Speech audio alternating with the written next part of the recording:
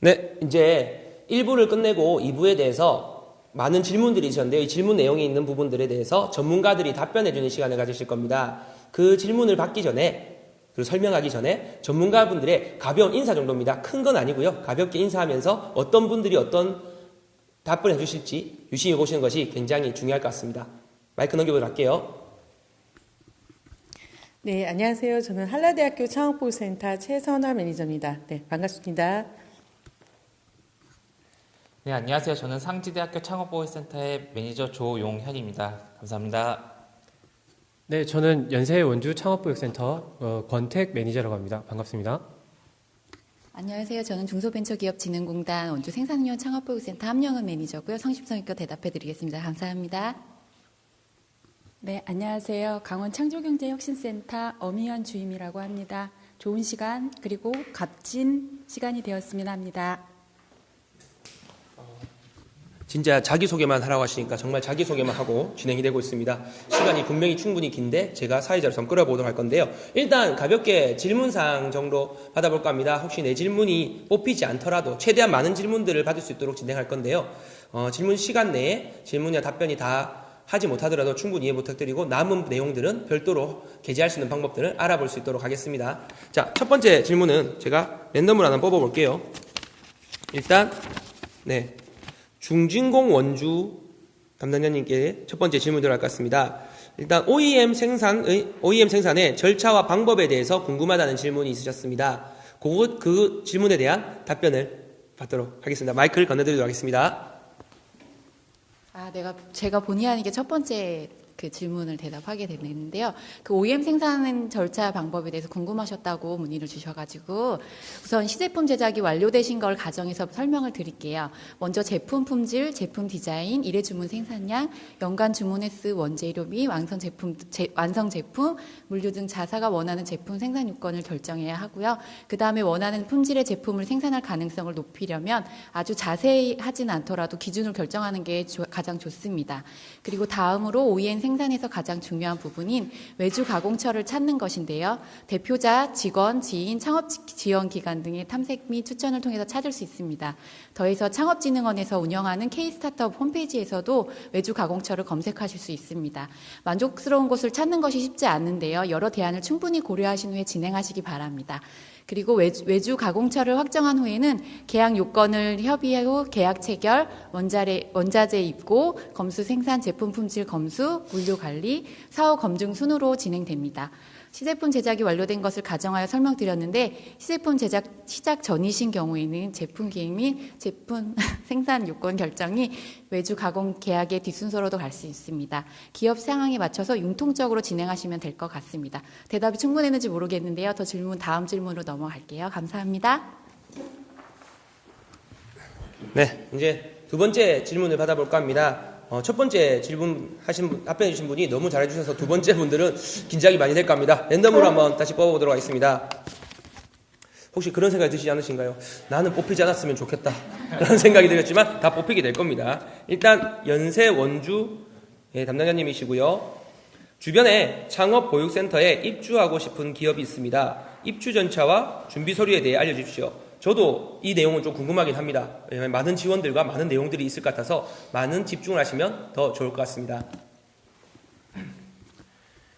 네, 저 입주기업께서 입주에 관련해서 문의를 주셨는데요. 소리가 크니까. 네, 창업보육센터는 예비 창업자 포함해서 창업 3년 미만의 기업들이 대상으로 입주를 하실 수 있는데요. 그리고 조금 기존에 있는 제품, 서비스, 운영 프로세스 등 해서 기존에 있는 창업 조직들이 가지고 있는 사업과 조금 차별화가 되는 사업을 라고 이제 분류가 되는 기술 창업을 기술 창업에 해당되는 기업이 입주를 하실 수 있습니다. 그리고 중소기업 창업지원법에 창업 인정 요건이 규정이 되어 있는데요. 매우 세분화돼서 규정이 되어 있다 보니까 조금 본인들이 인정 요건에 해당이 되시는지 안 되시는지에 대해서 조금 이제 좀 확인을 해보실 필요가 있고요.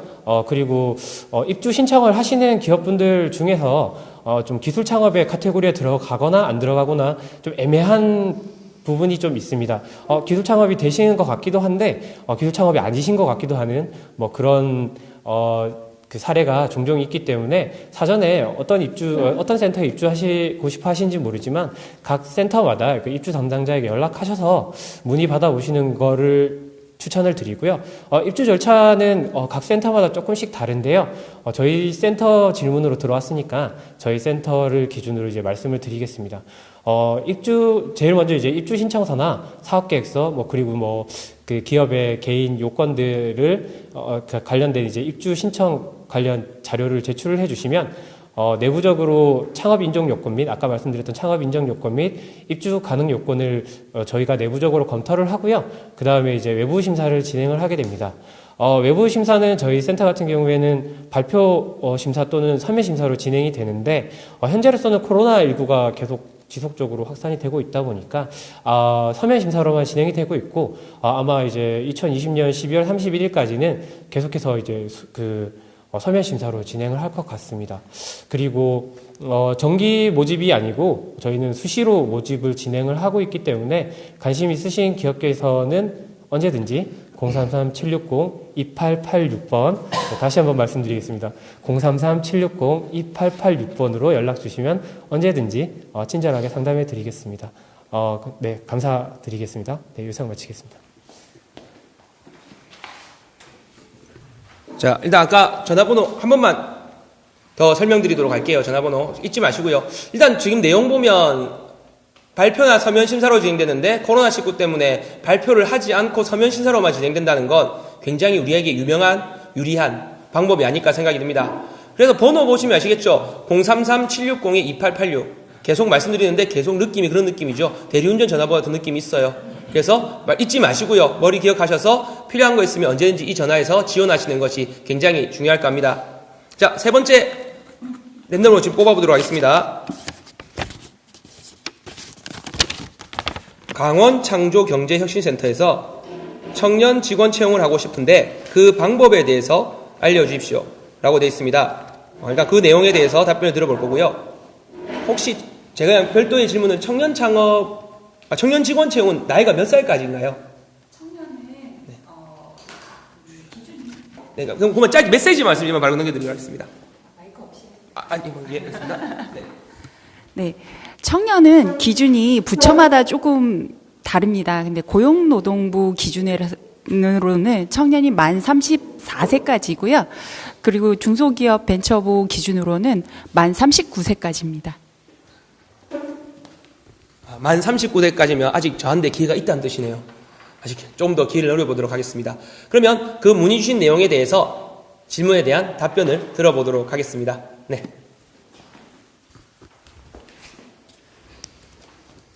네, 사실 직원 채용 관련해서는 저의 전문 분야는 아니지만 궁금하시다고 하셔서 문의를 주셔서 제가 사전에 좀 조사를 했습니다. 문의 주신 내용 관련해서 보편적으로 채용 절차를 제외하고 기업이 고려해야 할 채용 요건과 그리고 정부의 고용 창출 지원 사업을 위주로 안내드리겠습니다. 원활하게 신규 채용이 이루어지려면 아무래도 청년들이 선호하는 요건을 창업 기업이 갖추어야 할 필요성이 있다라고 생각이 됩니다. 그래서 청년 구직자들의 취업 선호 동향에 대해서 자료를 찾아봤는데 중소기업 중앙회에서 발표한 자료에 따르면 신입인 경우에는 근로장소 그리고 급여 수준, 회사의 안정성, 회사의 성장성 순으로 구직할 때 중요하게 생각을 했었고요. 그리고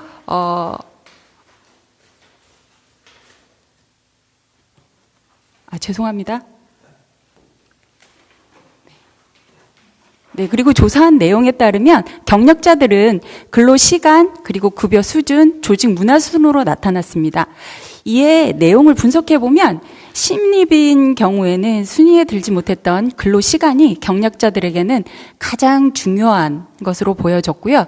그리고 조직 생활을 경험해본 분들은 워라밸을 가장 중요하게 생각하는 것 같습니다. 그리고 신입 직원은 회사의 안정성과 성장성을 고려하는 반면 그 경력자들은 조직 문화를 중요하게 생각하고 하는 것으로 나타났습니다. 급여 조건을 제외한 둘 다 그 기존 기업이 구직자에게 제공하지 못하는 것들이므로 이를 청년 구직자들에게 어필할 수 있으면 직업 모집이 좀 더 원활하게 진행될 수 있지 않을까라는 저의 생각입니다. 그리고 두 번째로 정부의 고용 창출 지원 사업은 고용노동부에서 지원하는 고용 창출 장려금과 청년 내일 채용 공제 그리고 고용 안정 장려금 등이 있습니다. 요거 관련된 내용들은 각 지역의 고용복지 플러스 센터를 통해서 자세하게 안내 받으실 수 있습니다. 이 내용들을 종합하면 아마 좋은 신입 직원들, 경력 직원들을 뽑으실 수 있을 것 같습니다.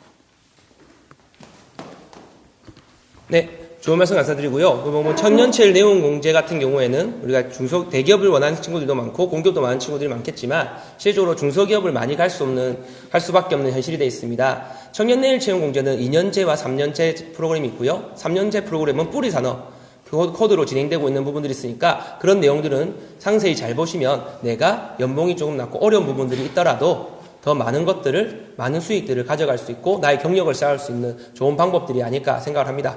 자, 그리고 네 번째겠네요. 네 번째 질문을 보도록 하겠습니다.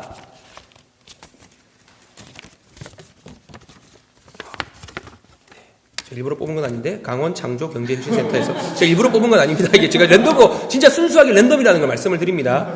강원 창조 경제혁신센터에서 나온 질문입니다. 질문이 굉장히 좀 디테일한 부분들이 있는데요.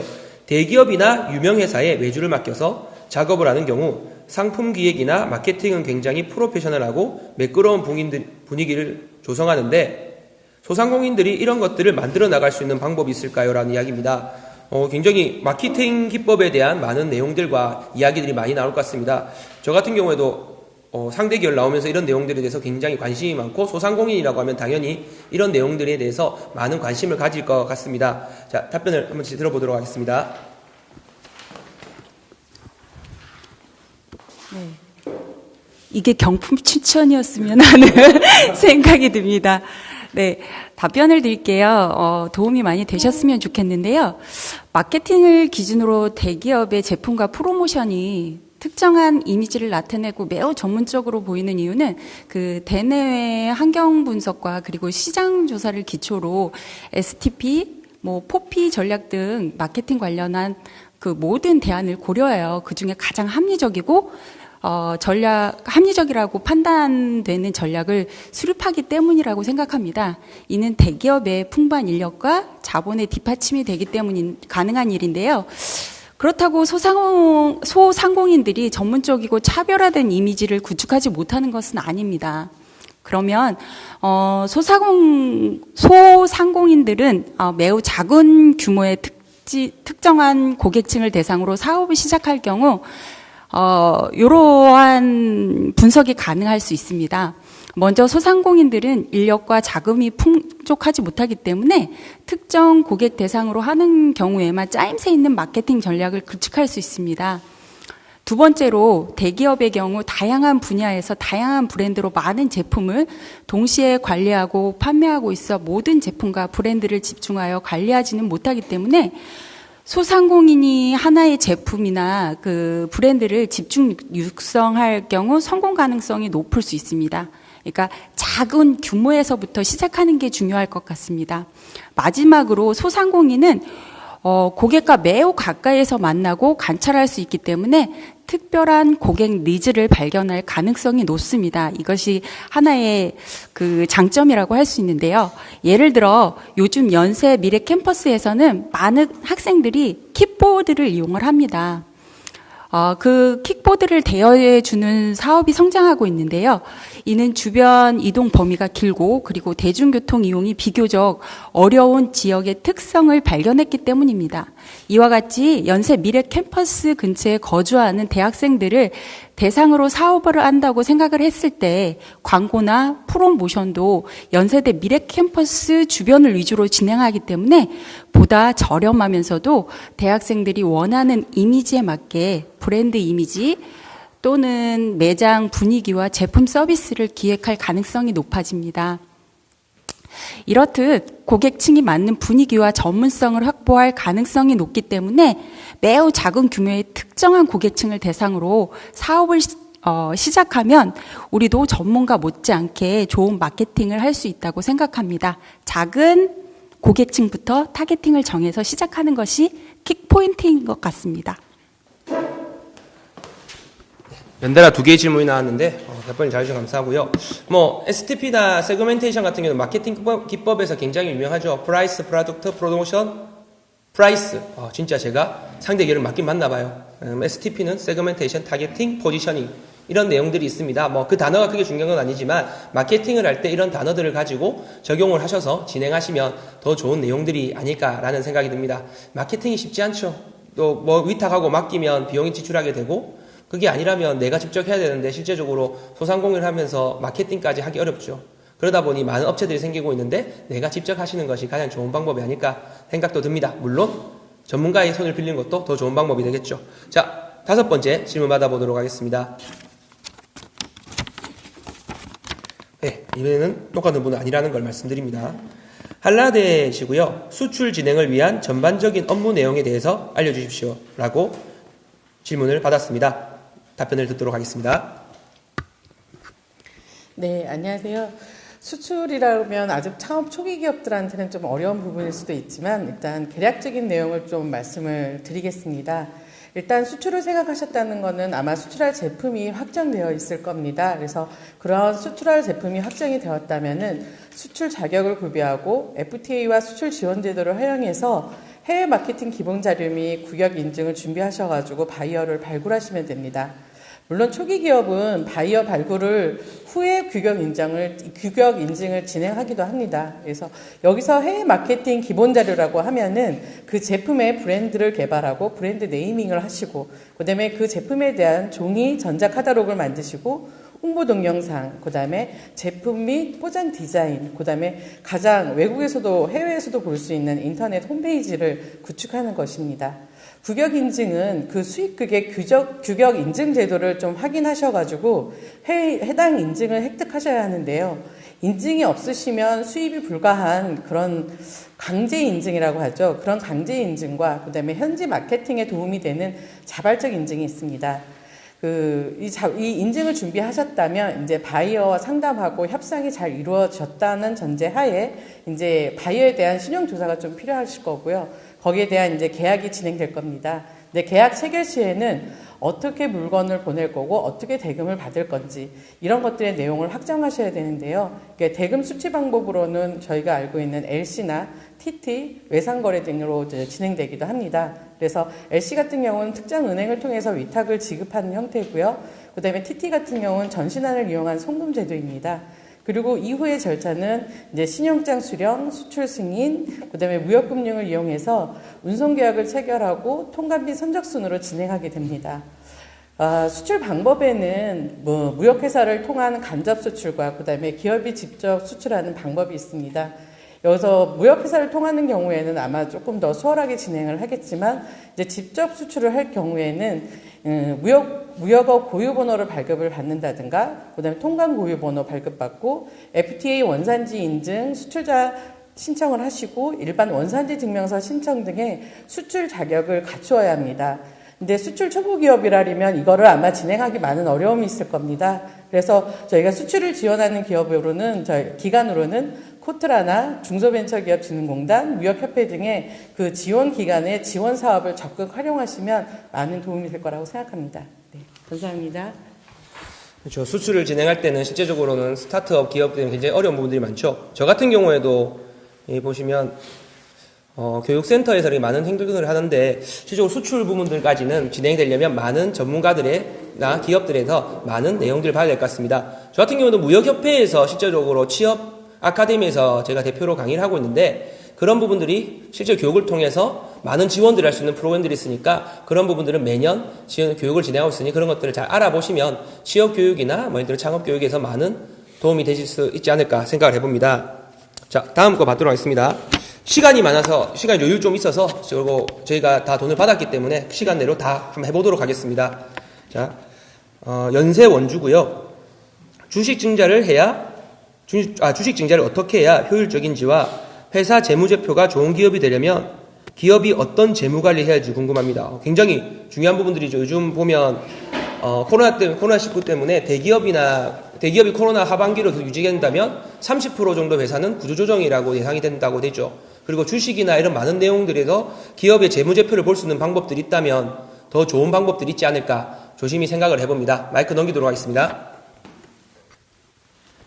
네, 그 주식 증자에 대해서 질문하셨는데요. 상당히 이제 이게 그 고차원적인 질문이어서 좀 고민을 많이 했습니다. 답변을 어떻게 드려야 될지. 일단은 주식 증자는 다양한 이유가 있으셔서 진행을 하시죠. 근데 이제 제 경험상으로는 제가 한 5년 차 지금 창업 기업들을 만나고 있는데 제 경험상으로는 크게 두 가지였습니다. 어떤 것이었냐면 첫 번째로는 순수하게 자본 조달하시는 거고 두 번째는 이제 재무 상태표상의 부채 비율을 감소하시는 것이었는데요. 부채 비율을 왜 이제 좀 감소를 하시려고 하셨냐면 아무래도 거래처나 아니면 은행권, 금융권에 판매 제한을 하시거나 아니면은 추가로 부채를 융자를 받으시려고 하시는 경우에 아무래도 부채 비율이 너무 높으시면 이게 융자가 안 되신다거나 거래를 조금 부정적인 시각에서 보시게 되시는 경우가 많으셔가지고 부채 비율 감소 쪽을 조금 많이 좀 추진을 많이 하시는 목적으로 주식 증자를 많이 하셨었는데요. 그래서 이제 주식 증자 절차는 검색하셔도 쉽게 찾으실 수 있기 때문에 재무 비율을 관리하는 방법이나 기준에 대해서 이제 말씀을 드리도록 하겠습니다. 회계적으로 이제 가장 기본적인 그 재무 비율은 크게 5가지로 나뉘실 수 있는데요. 안정성, 수익성, 생산성, 성장성, 활동성 이렇게 크게 5가지로 나뉘실 수 있고요. 안정성을 2개로 나눠서 6개로 분류하시는 경우도 있으시긴 한데 간략하게 5개로 나눠서 이제 말씀을 드리겠습니다. 가장 이제 창업 기업들이 기본적으로 고려를 하셔야 되는 비율이 이제 5개 중에 안정성이라고 생각을 하는데요. 그 안정성을 꼽은 이유가 2017년도에 퇴소한 기업이셨는데 이런 경우가 있었습니다. 저희 입주 기업이셨는데 영업도 잘 되고 판로도 꾸준히 확대가 되시고 매출도 올라가시는 상황이셨는데 이게 매출 채권이 회수가 안 되시는 상황이 벌어지시면서 유동적으로 이제 자금이 좀 막히시다 보니까 금융사를 찾으셨는데 금융사에서 부채 비율이 너무 높다는 판정이 나와서 추가 융자를 못 받으셨어요. 그래서 상당히 유망한 기업이었음에도 불구하고 중간에 이제 퇴소를 하시게 되시는 안타까운 상황이 벌어지게 됐었습니다. 그렇다 보니까 이제 생각을 했던 게 창업 기업들이 대외적인 환경 변화나 자칫 잘못 잘못돼도 크게 이제 다른 기업들에 비해서 창업 기업이 좀 크게 이제 도산을 하시게 되는 경우가 많이 발생을 하게 되는 가능성이 높은 것 같습니다. 그래서 이제 성장성도 상당히 중요하지만 창업 기업이 성장을 하려면 기본적으로 사업을 지속하셔야 되고 사업 지속을 하는 밑바탕에는 아무래도 안정성 비율이 재무가 안정적으로 구성이 돼야 되기 때문에 그렇다고 생각해서 이제 안정성을 제일 먼저 기초적으로 뽑았고요.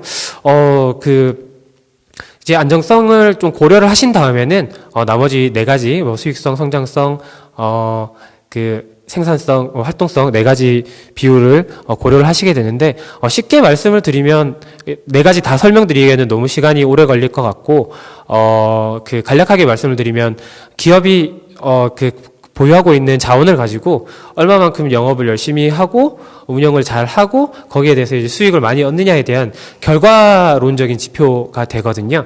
그러니까 이제 아무래도 높으시면 높으실수록 이 지표가 높으시고 연결이 잘 돼 있으실수록 사업이 잘 운영이 되실 수 있다고 외부적으로 판단을 하실 수 있을 겁니다. 그렇기 때문에 조금 높으신 기준을 찾아가실 수 있는 방안을 마련하시는 게 좋으실 것 같고요. 그리고 이제 제가 지표에 대해서 일단 말씀을 드렸는데 의사결정 기준을 좀 설명을 드려야 될 것 같아서 이제 말씀을 드리면 최소한의 의사결정 기준으로는 한국은행에서 매 분기마다 산업별 평균 재무 비율을 고시를 합니다. 인터넷에 검색을 하시면 쉽게 찾으실 수 있으실 텐데요. 산업별 그러니까 그러니까 본인이 영위하시는 사업의 분야가 어느 산업이신지를 먼저 파악을 하시고 그 산업별 그 평균 지표를 파악을 하시게 되시면 본인의 지금 현재 그 비율이 높은지 낮은지 우수한지 양호한지 아니면 보완의 필요가 있으신지에 대해서 판단을 하실 수가 있으실 텐데 아무래도 부채 비율은 평균보다 낮으신 게 좋으시고요. 나머지 네 가지 수익성, 생산성, 성장성, 활동성은 평균보다 높으신 게 또 조금 좋으실 것 같습니다. 그 조금 양호하게 이런 식으로 그 재무 비율을 구성을 하시면 아마 거래처나 그 금융 그 기관에서도 좀 긍정적으로 판단을 할 수 있지 않을까 싶고요. 아무래도 그 재무제표를 제대로 보지 않고 그냥 재무 비율에 대해서 이제 그러니까 질문을 하셨기 때문에 자세하게 설명드리기가 조금 어려운 면이 있습니다. 저희 입주기업께서 질문해 주신 걸로 알고 있기 때문에 혹시 자세하게 조금 더 상세하게 설명을 받고 싶으신 경우에는 시간 내셔서 저희 사무실로 방문 주시면 보다 좀 상세하고 전문적으로 설명드리도록 하겠습니다. 네, 이상입니다. 감사합니다. 직접 방문하시면 된다고 했고, 아까 전에 전화번호 두 번에 말씀을 드렸죠. 예, 그래서 잊지 마시고요. 그리고 몇 가지 여러 가지 더 하자면, 우리가 그 대기업들이나 이제 주식에 있는 재무제표를 볼 수 있는 방법은 다트라는 사이트가 있습니다. 그래서 기업들 재무제표를 볼 수 있으니까 그런 내용들을 보시면 좋을 것 같습니다. BIS라고 하죠. 자기자본 비율이라고 합니다. 그런 것들도 많은 공시들에서 많은 단어들을 알고 있으면 굉장히 유리하지 않을까라는 생각을 해봅니다. 자, 다음 질문 넘어가도록 하겠습니다. 네. 중진공원주 정부 지원 사업에 대해서 알려주십시오라고 되어 있습니다. 정부 지원 사업은 굉장히 많은 고민과 즐거움이 생기죠. 예, 저도 많은 지원을 받고 싶은데 쉽지는 않더라고요. 그래서 그런 지원 사업에 대해서 한번 자세히 들어보도록 하겠습니다. 네. 상한 요건이 없는 지원 사업 위주로 말씀을 드릴게요. 지원 사업은 크게 창업 사업화, R&D, 판로 등으로 나눌 수 있는데요. 먼저 창업 사업화 분야의 사업을 말씀드리면 예비 창업 패키지, 초기 창업 패키지, 창업도약 패키지, 창업 성공 패키지로 나눌 수 있습니다. 예전에는 창업 산업화 지원 사업은 한 번만 지원할 수 있었는데요. 2018년도 하반기부터는 예비 창업자를 대상으로 하는 예비 창업 패키지로 시작해서 창업 3년 미만 기업을 대상으로 하는 초기 창업 패키지, 창업 3년에서 7년 기업을 대상으로 하는 창업도약 패키지를 순서대로 진행할 수 있게 개선이 되었어요. 해당 기간 내에 하실 수 있는 사업이므로 기간 내에 맞춰 진행하시면 사업 운영하는 데 많은 도움이 될 수 있을 것 같습니다. R&D 지원 사업은 크게 창업성장 R&D, 구매조건 R&D, 산학연 콜라보 R&D 지원 사업으로 나눌 수 있는데요. 안내드린 각 사업마다 지원 대상 및 자부담 등 요건이 세분화되어 있으니 확인 후 진행 부탁드릴게요. 지원 사업은 여기 계신 기관에서 지원 기관을 대상으로 실시간으로 공고 안내해 드리고 있는 것으로 알고 있고요. 보내드린 안내 확인해 주시고 추가로 궁금하신 사항이 있으시면 소속 기관 여기 매니저 실무자님들에게 문의해 주시면 잘 알려줄 수 있습니다. 그리고 더해서 저에게 문의 주시면 아까 건택 매니저처럼 747-3894로 요청을 해주시면 요약 자료를 이메일이나 전화로 알려드릴 수 있으니까 필요하신 경우에 연락 부탁드릴게요. 감사합니다. 혹시 저도 알려주실 수 있는가요? 저는 부산시에서 예비 창업 스타트업 할 때 한번 지원받는데 사업이 힘들어서 새로운 사업자 등록을 냈거든요. 그러면 작년 발행 기준인데 대상이잖아요. 부산에 문의를 해보시면 됩니다. 제 부산, 예, 그렇죠. 예, 그렇긴 한데 혹시 시간 되시면 예, 오늘 제가 시간이 좀 있어서 예, 그렇게 하도록 하겠습니다. 자, 다음 질문 넘어가도록 하겠습니다. 네. 솔깃한 내용입니다. 상지되고요. 창업 기업이 받을 수 있는 정부 지원 대출은 무엇이 있는지 궁금합니다. 굉장히 중요하죠. 정부 지원 대출인데 창업 기업이라면 조금 더 저리의 대출로 받을 수 있지 않을까라는 즐거운 생각이 듭니다. 답변 듣도록 하겠습니다. 자금이라고 하면은 창업을 시작했을 적에 원동력과 이제 탄력을 받을 수 있는 게 자금인데요. 가장 투자받기 어렵고 구하기가 힘든 것 중에 하나가 자금이라고 생각합니다. 지금 질문 주신 정부 지원 대출에 관해서 간략히 이제 답변을 드리자면, 정부 융자 자금은 다양한 부처에서 지원되고 있는데요. 그 중에 중소벤처기업부와 저희 강원도이기 때문에 강원도 원주시에서 진행하고 있는 것 위주로 안내를 드리겠습니다. 먼저 중기부에서는 중소벤처기업진흥공단과 기술보증기금, 신용보증기금, 소상공인 시장진흥공단 등의 기관을 통해 융자 보증이 이루어지고 있는데요. 대표적으로 창업기관이 받을 수 있는 자금은 중소벤처기업진흥공단의 혁신창업 사업화 자금이 있습니다. 해당 자금은 창업 초기에 주로 받는 창업기반 지원, 고용을 시작할 때 받을 일자리 창출 촉진 기술 고도화를 준비할 때 지원하기 위한 개발기술 사업화 자금으로 나뉩니다. 기술보증기금에서는 지원 대상별로 지식문화 창업, 이공계 챌린지 창업, 기술경력 뿌리 창업, 첨단 성장 연계 창업 등의 지원이 있습니다. 그리고 강원도 원주시에서는 강원도 경제진흥원을 통해 주로 융자 지원이 이루어지고 있는데요. 대표적으로 강원도 경제진흥원의 창업 및 경쟁력 강화 자금이 있습니다. 강원도 내 기업을 대상으로 지원되며 융자 조건은 시설 자금의 75% 융자, 4년 거치, 5년 균등 상환입니다. 대출금리는 정책자금 기준금리를 기준으로 자금 종류, 기업의 요건 등에 따라 달라지기 때문에 대출 전에 프로그램별 요건을 확인하시는 것이 중요할 것 같습니다. 질문 중에 중소벤처기업진흥공단의 융자에 관한 질문이 가장 많았는데요. 이번에는 간략히 소개해드리고 다음 20회 원주 청년 창업 포럼에서 더욱 상세히 설명드리는 시간을 갖도록 하겠습니다. 네, 감사합니다. 그러면 중요한 건 핵심은 그거네요. 우리 아시죠? TV 보시면 1분 뒤에 다시 뵙겠습니다처럼 20회 때 많은 시청을 부탁드립니다. 지원금에 대한 이야기가 나오니까요. 네, 그런 부분들에 대해서 보시면 좋을 것 같습니다. 자, 이제 2개의 질문 남았습니다. 질문 진행해 보도록 하겠습니다. 네. 연달아서 나오네. 역시 제가 랜덤으로 보는 게 확실합니다. 상지되고요. B2B 기업으로 제품 완성 후에 판로를 찾고 있습니다. 영업 시작 방법과 접근 방법에 대해서 알려주십시오라고 되어 있습니다. 예, 굉장히 좋은 내용이 될 것 같습니다. 바로 연달아서 듣도록 하겠습니다. 네, 창업에 있어서 중요하다고 생각하는 자금도 앞전에 말씀드렸지만 영업 또한 중요한 부분 중에 하나거든요. 아무리 좋은 제품이 있더라도 영업에 계약이 성사가 안 되고 거래처가 없다고 하면은 무용지물인 게 제품이기 때문에 거래처나 자기의 제품을 납품할 수 없는 곳이 없다면 무용지물이기 때문에 이 또한 중요한 질문인 것 같습니다. 그래서 영업이라고 하면 아무래도 제일 먼저 판매 대상이 누구인지, 고객이 누구인지에 대한 그 명확히 설정을 하는 게 중요하다고 생각합니다.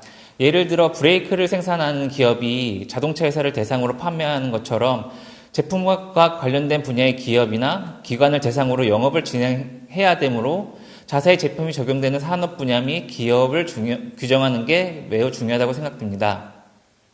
다음으로 영업을 시작할 때 고객 명단을 구성해서 어떤 기업을 우리가 우선적으로 찾아가 제품을 제안할지 검토하신 후에 우선순위에 따라 고객을 만나 기존 제품과 있어서 저희 제품이 어떠한 점이 더 우수한지, 기존에 사용하고 있는 제품이 어떠한 문제점이 있는지에 대해 면밀히 검토하시고 저희 제품이 더 우수하다는 것을 제안서나 영업 판매 메시지를 작성을 하셔서 그 방문 드리는 고객과 일정을 잡으시고 어떻게 판매할지에 대한 예행 연습을 먼저 해보신 다음에 찾아뵙는 게 더욱 중요할 것 같습니다. 그 판매처나 영업 거래처를 만나보시고 피드백을 꼭 받으신 다음에 자기의 이제 판매 방법에 대해서 또 고민을 해보시는 것도 되게 중요할 것 같고요. 방금 말씀드린 대로 연고나 네트워크가 없는 경우에는 이와 같은 방법으로 진행을 해야 될 것 같고 그 사전에 아시는 분이나 지인이 있으시면 네트워크가 있으시다면 그분을 통해서 영업이나 판로를 개척하는 것이 더욱더 유용할 것 같습니다. 그래서 여러 기업을 만나본 결과 계속 시도하는 것 또한 중요하다고 생각하는데요. 한 번의 영업으로 성공하기가 쉽지 않기 때문에 너무 조급해하지 말고 꾸준하게 노력하시는 것이 가장 중요할 것 같습니다. 네, 이상입니다. 네. 좋은 답변 잘 들었고요. 이제 그렇겠죠. 처음부터 영업이 잘 될 것 같으면 모두 다 사업을 하고 진행을 하겠죠. 그러면 조금 더 실패를 하더라도 계속 진행을 하는 게 좋겠죠. 하이 리스크 하이 리턴이라고 하던데 그 리스크를 낮추고 리턴을 높일 수 있는 방법들을 생각해 보는 것이 더 좋을 것 같습니다. 마지막 질문 하나로 이제 이 질문을 받도록 하겠습니다. 한라대고요. 쿠팡과 위메프 등 인터넷 쇼핑몰과 오프라인 백화점 입점 방법에 대해서 알고 싶습니다. 라는 질문입니다. 그 질문에 대한 답변을 듣도록 하겠습니다. 네, 요즘은 인터넷으로 모두 만날 수 있기 때문에 인터넷 쇼핑에 대해서 관심이 많을 겁니다. 저희 인터넷 쇼핑몰 입점을 하기 위해서는 이제 기본적으로 사업자 등록증, 통장 사본, 그다음에 통신 판매 신고 확인증을 구비하셔야 되는데요.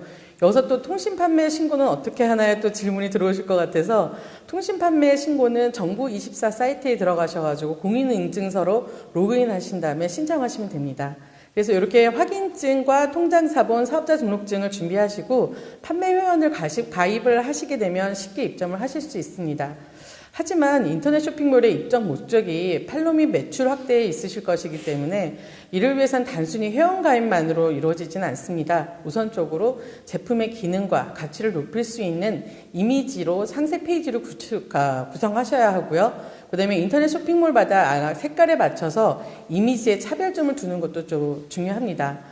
아무리 제품이 좋아도 제품 설명이 너무 성의가 없으면 제품에 대한 관심이 떨어지기 때문에 제품 및 기업에 대한 신뢰성을 높일 수가 없습니다. 그래서 여기 좀 상세 페이지를 조금 더 관심을 갖고 좀 상세하게 준비를 하셔야 될 것 같고요.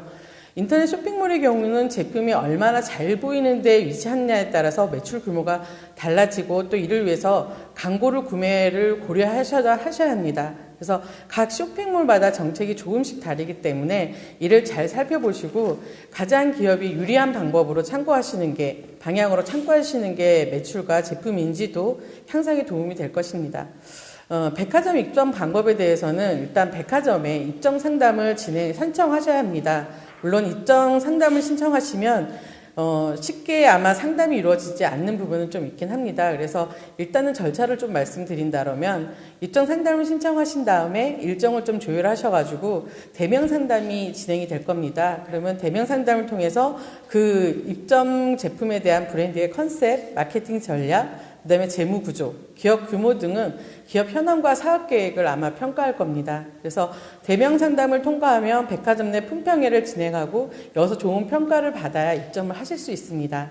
그래서 입점 상담을 통해서 최종 입점하시는 경우가 사실 쉽진 않습니다. 그래서 창업 초기 기업들 같은 경우에는 판로 확보 방법으로 백화점 입점하는 거는 좀 추천드리기는 좀 어려운 부분이 있고요. 그렇기 때문에 충분히 고려하신 후에 진행하는 것이 바람직하다고 생각합니다. 네, 감사합니다. 네. 이렇게 총 5분에 대한 질문에 대한 답변을 잘 들었습니다. 더 좋은 내용들과 더 많은 부분들로 다가오면 좋겠고 혹시 전화번호 다들 기억하시죠? 혹시나 궁금한 거 있으면 언제든지 확인하시고요. 질문 여기 있는 영상에 다 얼굴들이 다 나오셨으니까 편하게 처음 볼 때마다 어색해하지 마시고 나 봤어요 이렇게 하시면서 이렇게 이야기를 진행하시면 더 좋은 방법이 되지 않을까 생각합니다. 이제 이 2부는 마무리하고 다음 부분으로 잠시 쉬었다 다시 오도록 하겠습니다. 수고하셨습니다.